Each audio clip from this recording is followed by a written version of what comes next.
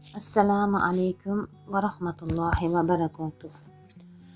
Inson hayotida ba'zan shunday kunlar bo'ladiki, hammasi go'yo o'zgarib ketgandek tuyuladi.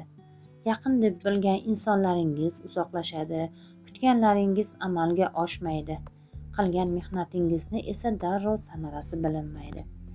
Ana shunday paytda ko'pchilik nega aynan men deb so'raydi. Lekin hayotning eng katta haqiqatlaridan biri shuki, har bir sinovning ortida bir hikmat yashiringan bo'ladi. Biz bugun anglamayotgan narsamiz balki ertaga eng katta ne'mat ekanligini tushunarmiz. Ba'zan yo'qotganlarimiz bizni halokatdan saqlagan bo'ladi. Kechikayotgan manzilimiz esa bizni yanada yaxshiroq manzilga olib boradi. Shuning uchun umidingizni yo'qotmang. Yomg'ir yog'masdan yer yashnamagani kabi sinovsiz ham inson kamol topmaydi.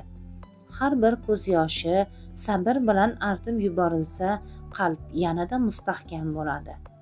Unutmang, bu dunyo abadiy maskan emas. Bugungi tashvishlar ham, quvonchlar ham bir kun ortda qoladi. Ammo qalbning pokligi, qilgan yaxshiligingiz, aytgan shirin so'zingiz va boshqalarga bergan mehringiz siz bilan qoladi.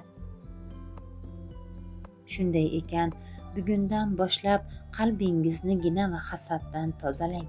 Ota-onangizni qadrlang, yaqinlaringizga mehr ko'rsating. Sizga yomonlik qilganlarni ham kechirishga harakat qiling. Chunki kechira olgan qalb eng kuchli qalbdir. Va eng muhimi, umidingizni hech qachon yo'qotmang. Tun qanchalik uzun bo'lmasin, tong albatta otadi. Qalbingiz Allohga bog'liq ekan, siz hech qachon yolg'iz emassiz.